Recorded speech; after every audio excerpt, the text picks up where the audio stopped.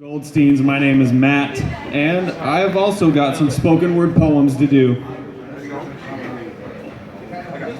And this first one, it's one that I usually start my sets out with, and I wrote it about the very first time that I went up to read some poems at an open mic. And it's called Reading Poetry for a Live Audience.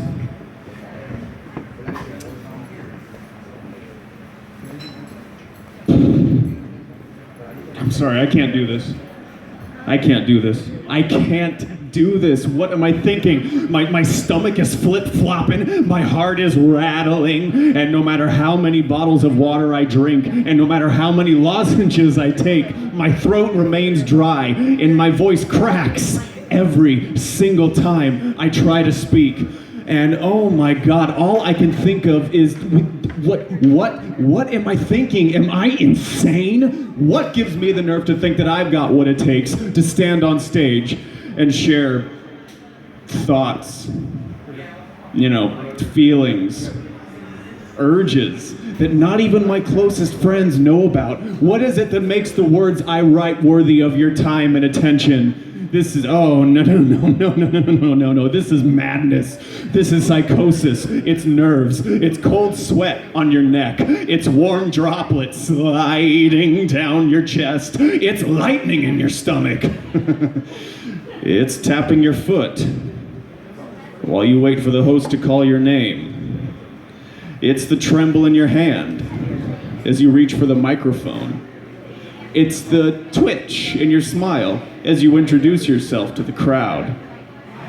And it's the scratch in your throat that you just can't swallow. No, it's standing up to an audience that has no loyalty to you, no reason to like you. It's looking out into an ocean of crossed arms and narrowed eyes and trying to hijack the attention of an overworked and undercaffeinated audience.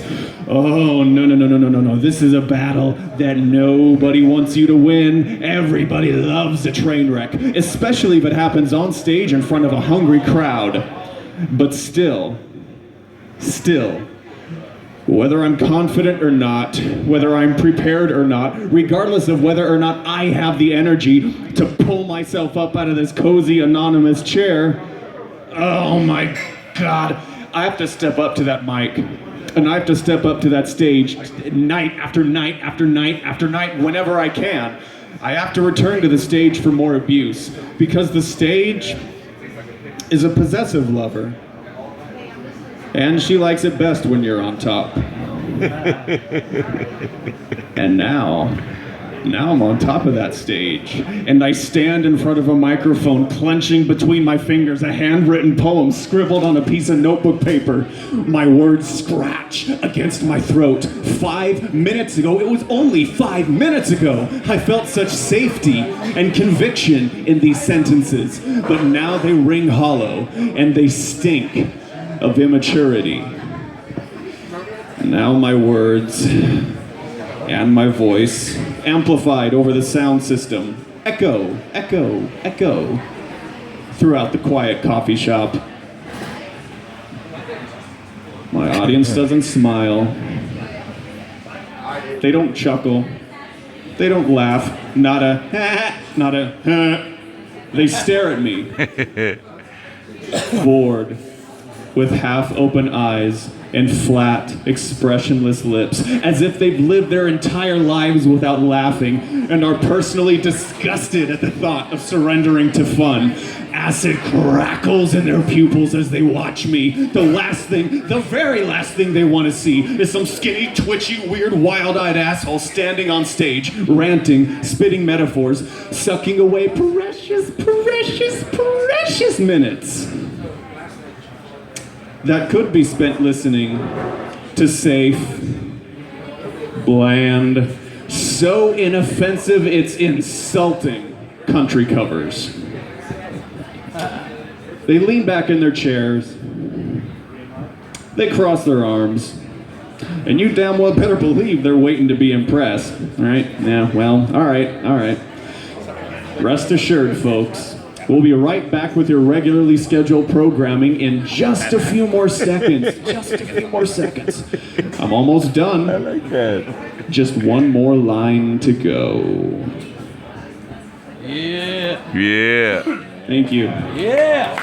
All right, Matt. Thank you. Mr. Matt Juarez. Let me see. How much time we got tonight? You can do 2 more. 2 more? All right. That sounds good. Let's see. What do I want to do next? Well, how is everyone tonight? Goldsteins, you having a good time? Yeah. Woo! Yeah, me too. Oh yeah, brother. All right. I think I'm going to do this one next. All right. And this one, I suppose, goes out to anyone who wants to be a performer, they're thinking maybe they might want to be a performer, or specifically if you want to write poetry and you want to come up and you want to say your poetry into microphones. This advice goes out to you. So you want to be a poet, but not just a poet. No. You want to be a spoken word poet. You don't just want to write the words. You want to write the words and then swagger into a bar, step on stage, and spread your genius across the room like butter on hot bread. You want to rip the mic from the stand, jump up and down, wave your arms, kick your heels, do a little dance, and put on a little show for the audience. Yeah, you do, don't you? You want to get up here, and you want to grab that microphone, and you want to stand in front of that crowd, and you want to beg and scream as loud as you can at the top of your lungs. You want to beg your audience. You want to say, please, everyone, please, audience, love me! Yeah! Fair enough. That's fair enough. But if you're willing to beg for that kind of love, if you're willing to ask for that kind of attention from an audience, you better make damn sure you're not wasting everybody's time. So before you step up onto that stage, raise your right hands, everyone, and repeat after me. I solemnly swear to speak the truth, the whole truth, and nothing but the truth, so help me, George Carlin. I solemnly swear to speak my mind, even if everyone hates me for it. Oh, especially if everyone hates me for it. Even if my own audience turns against me. Even if they rise to their feet and they boo and they hiss and they heckle. Even if they start throwing plates and coffee cups and beer bottles and beer cans at me. Even if my own audience turns against me and they all stand up and say, "Get the fuck off the stage!"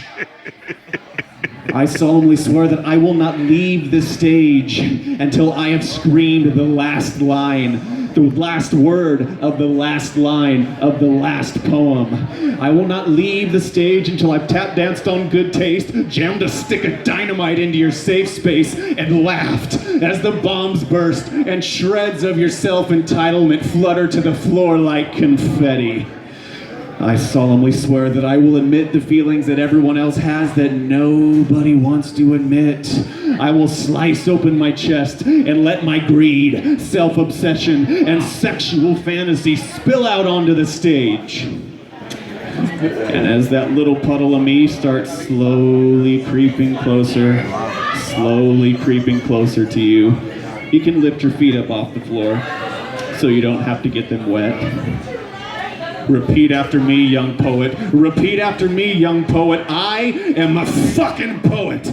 And I will give you my signature just to make it official. I will sign my name on the dotted line with the blood that I spilled on stage.